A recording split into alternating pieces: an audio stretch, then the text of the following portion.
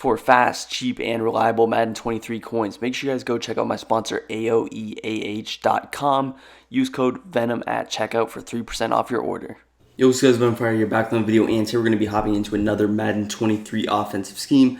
Today we're going to be going over the gun trips tight end formation. Now, trips tight end is a formation that is not necessarily a meta thing right now. You don't exactly see every single pro player like running it, but it's going to be a very good formation throughout the year, and I definitely think it can actually become a meta later in the year once some things change. Mainly what I'm expecting to change is the man coverage. You'll probably see some people switch into zone coverage soon, and that is where this scheme can kind of step in, because this isn't necessarily the best scheme against man coverage. It can beat man, but it's really good against zone. This was a scheme that I really ran in the beta when most people were running zone and had a ton of success. So I do expect it to do it. We'll talk about some ways to beat man coverage out of this formation and playbook. But yeah, also before we get into the video, make sure you guys drop a big thumbs up, subscribe to the channel down below for more daily Madden 23 videos. Let me know what you guys want to see next. But hopping into it, we're in trips tight end. Once again, this is going to be in the Detroit Lions offensive playbook. Let me know if you want a full Lions playbook, or ebook rather, where you have trips tight end, Y trips, bunch tight end, bunch, and tight. 5 insanely good formations. And if you are struggling to beat man coverage, you can audible to things like bunch, tight end, bunch, and tight, which tight is one of the best man coverage beating formations in the game. We posted a video on that. But yeah, let's get into our audibles. What I like to have is going to be, we're going to have, let's get it set here. Where is this play? There we go. All right, we're going to have PA counter go, RPO zone alert bubble, PA slot corner, and curl flat. Some other plays we'll run maybe are a little bit of Xbot. You don't see it. My face cam's covering it, but it's on the left there. And then some other ones, maybe verticals. Now you can go regular inside zone or the RPO. It doesn't really matter. It's just personal preference. But I'm actually going to start out in Xbot, which again is a play you don't see. And we're just going to run a basic Tampa 2 coverage. And again, we're not showing, you might hop into some man coverage later just to show some of the plays that they can beat man coverage. But yeah, this video is meant to last the whole year, and I expect a meta switch. Otherwise, there are people running zone coverage still, and it's useful to know how to beat it. So we're going to start an Xbot. My favorite setup for this is just to simply block your running back and put Jamar Chase here on a in route. Now, probably what I should have done is moved Chase to the slot. That should be where kind of your best receiver goes.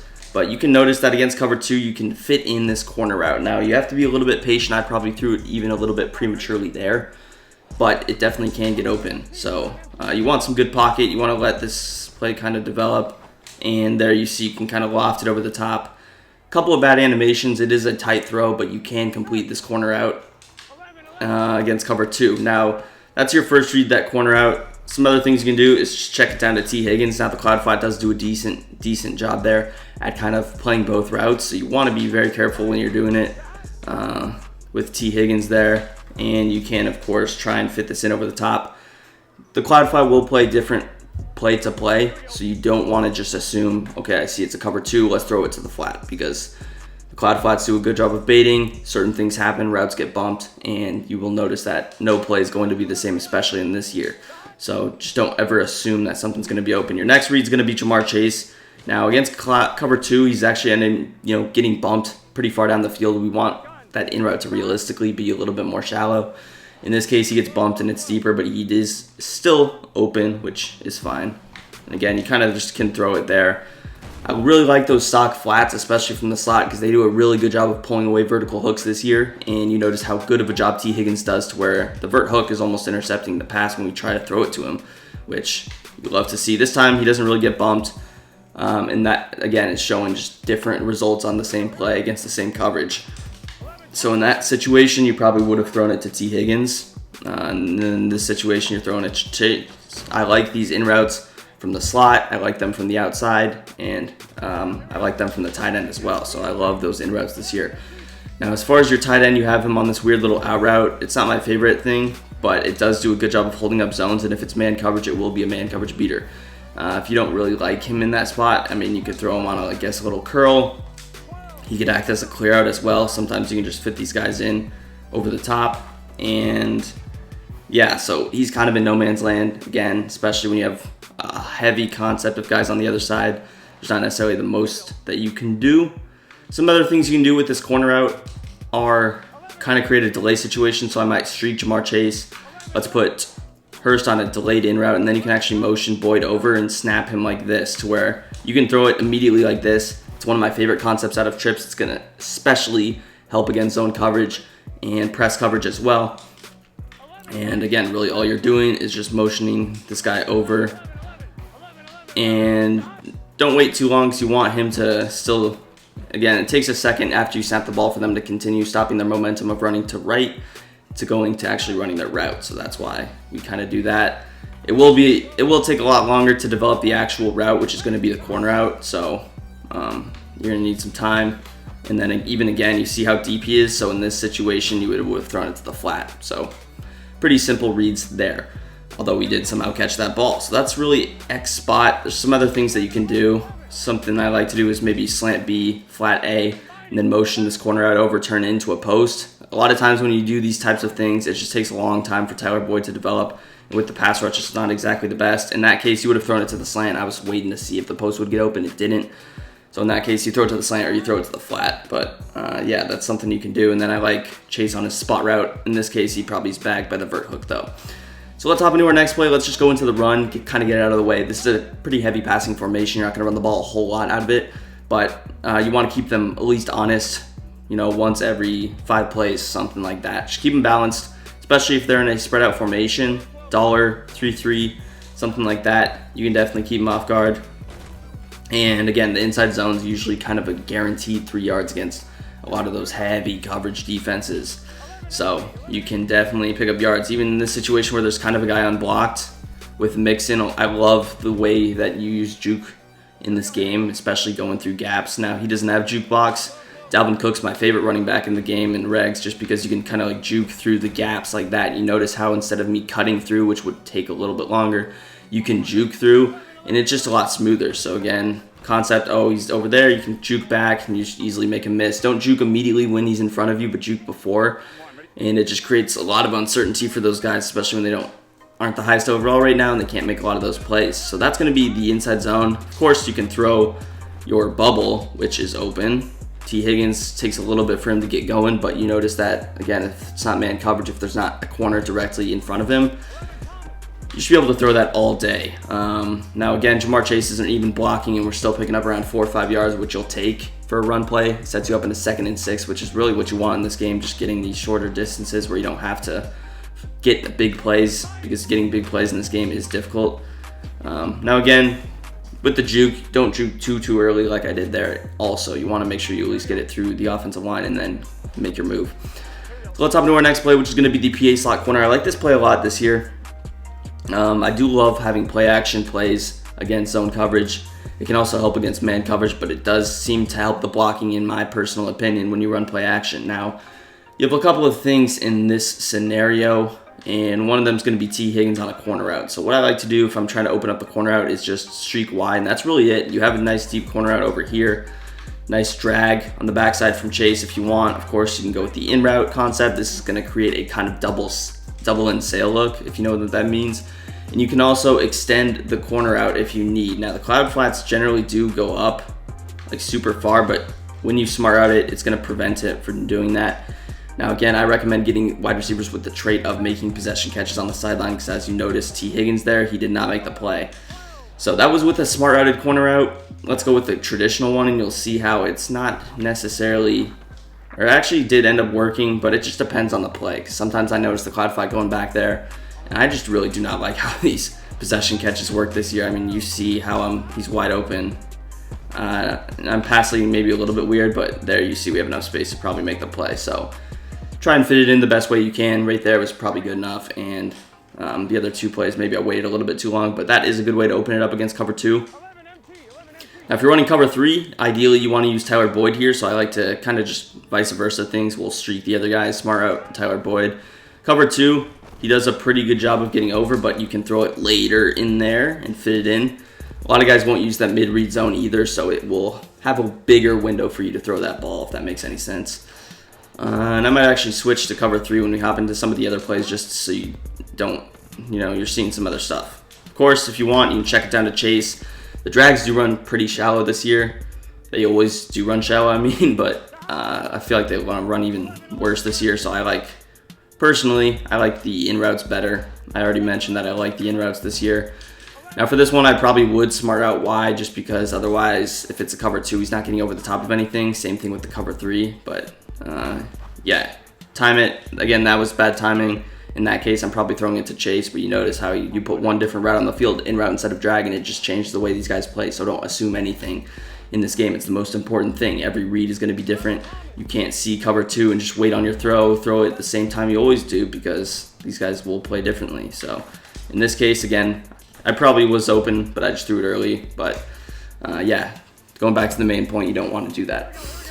So PA slot corner, it's a very good play. As far as the right side, again, I like to use some motion as well. So if I really wanted to, what I could do is actually motion Tyler Boyd over. I could put Hurst on either like a flat or a streak and motion Tyler Boyd on a corner out. What that would do is it would really open up Hayden Hurst on the flat. I love throwing my tight ends on flats or out routes this year as well as the in routes, and this would do an amazing job of doing that. So again, you're going to put A on like a little out route or flat. You're going to smart out Y, and then with X, I'll just leave him on a drag or put him on an in route, whatever. And then we're going to motion him over. We're going to snap him. Well, I like to snap him a little bit later, but you can just easily pass this up against cover 2. Same thing would happen with cover 3 as well, because the outside they're just not going to get there, and the curl flat's going to start out usually a little bit deeper anyway from the safety position. So really good play there in the PA slot corner, a lot better than it was in years past. And let's hop into our next play, which is going to be the curl flat. This play's not as good in my opinion. The curls just do not develop, and again, the way that the zones switch up almost every play, it just makes things a little bit more complicated. Now, if it's cover 2, you can throw this flat late. You can throw it a little bit earlier, but again, the cloud flat actually doesn't develop what it's doing until later, so it's definitely a worse play in my opinion. And really, for it to be successful, you also need the running back to be on a route, so you need just time. I think it's a good play to mix in, but it's not exactly maybe even worth an audible. Maybe I put Xbot there or something else, just because it's not my favorite play. I want to show it because it can work. He's in 3-man rush. I like it, but again, it's just a little bit inconsistent. With the pass lead mechanics, you can actually pick up a lot of yards on that flat. If it's cover 3, I believe the curl kind of gets open, but again, this play doesn't really work that well against cover 3 this year. It just develops oddly. Things just look weird. There you see a weird, this is why sometimes I go back and forth with this passing mechanic. You see how valuable it can be in passing a flat up, where you pick up 7 yards instead of 3, and there you notice just a situation where I'm just trying to move the ball on a drag route, and I just can't because the passing just is weird sometimes. There you see, though, drag. I like the drag angle route combination. Generally, one of those is just going to be open regardless. If it's man coverage, they both will be open. And then you have a tight end on this corner out. See if we can kind of scramble out. You might be able to fit it in. It's a little bit tough because the safeties do play down a little bit more this year in those halves and thirds. So just be careful about that. As far as some of the other setups I have, something you could do, maybe a little out route hitch with Higgins, something like this. Just a nice spacing concept. If you want to get it to your running back in space, throw it earlier than I did, but you see the point. And yeah, that's going to do it for curl flat. Let's hop into PA counter go. Now with PA counter go, this play is a little bit interesting this year because the crosser, it's not as good on the sideline. Again, possession catches are worse. You need a lot of time for it to develop, so I almost like to throw it in the middle of the field. So usually what I'll do is just a little in-route type thing with this, and you can, it does, I feel like the crosser more so as far as throwing it, it's not as good, but it does a really good job as a decoy and opens up some things. So if you're trying to open up, what's it called, a little running back out route, something like this, a little running back option, and then you have your tight end on a drag, it's going to do a good job of that because it moves these guys up. Now you see, in that case, the option wasn't as good, so I probably should have went out route. Now the protection is a little bit better at this point in time. Maybe not as big of an issue, but we are also facing the Lions. And again, the crosser, you see, it's really difficult to throw. You would need a clear out, but the slot clear outs don't really work as well, so you need like an outside clear out. Now, I'll tell you something I do like is I like to keep the play action, and then maybe what I'm doing is with Tyler Boyd, I can put him over on a zig, or I can actually do it the same with Jamar Chase. I can put him on like a little out route. Now, I'll show some other things, but let's put him on a zig for now. So we have a drag, curl, zig, just a lot of things you can do. Chase, The zigs I love motioned over. You can get them in space easily. It's just simple 5 yards every single time. So that's one thing that you can do. The next thing that you can do is maybe throw Tyler Boyd on a little flat, and then we'll still put Hurst on an in route with Chase. Who knows what we do? We can put him on a deeper in route if we have something like this, and then maybe I just drag A. So you can create a nice flood concept that way where you just incorporate a little bit of motion to make it doubles. And then you motion over this flat, snap it here, and you can kind of pass this guy up. But you see, it depends on the coverage. If it's cover 3, that's probably money. Against cover 2, it's worse to do it, and it's better to do the zig. So I'm showing everything just because if the coverage has changed, one setup will be better than the other, as you would probably expect anyway. As far as the rest things that you can maybe do, I like little hitches just sitting there. So you go with hitch, maybe you throw a clear out in there. And then maybe with X, or actually let's go backside, deep in route, flat with Y, streak A, option RB, just some stuff like this. And again, if I want, I can put Mixon on out route to the left as well, just to get him some more people on that side. But now you see how Y and the running back are kind of open. Then you have your crosser that you can maybe throw over the middle with the eyeball and your backside dig. In that case, what you could also do is just put Chase on a regular in route and still have it work to the same level of success. So again, you still option RB, flat Y. I like A on a clear out. You could realistically block A as well in this setup, but this is just a good spacing concept. And again, if you throw it at the right time, you could easily just complete X. Otherwise, he's doing a good job of holding everything down so where you can maybe fit in guys like Mixon. So that's going to do it for these set of audibles. Let's hop into some other stuff like the verticals play.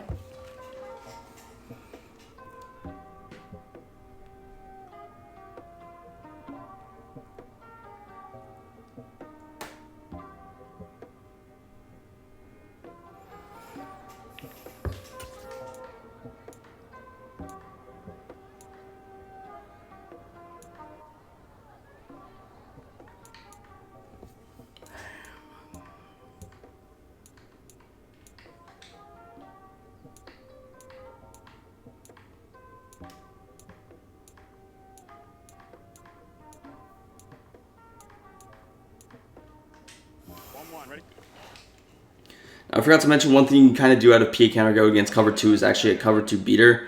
You can kind of just streak T. Higgins over here, and you will see that you can throw Jamar Chase on the sideline, and he can definitely get wide open. Not our best animation there, but he could definitely split the outside. And even he got bumped there. Hypothetically, if he doesn't get bumped, it's probably an easier touchdown. And again, you can also fit in T. Higgins. So it's a really easy cover 2 beater if they don't put a middle third out there. No middle third really there, so you see how he could get open again. Another weird pass lead. So I go back and forth with this all the time, but T. Higgins, you pass it to the inside. You see how we have just a ton of space, and it's a walk-in touchdown.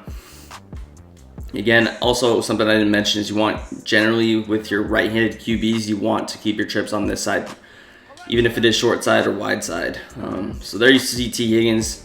He's wide open. The deep safeties, for some reason, they stay far to the outside, even if there is something running through the middle. I would expect it to open up Chase a lot more, but still, we can complete both, so it works.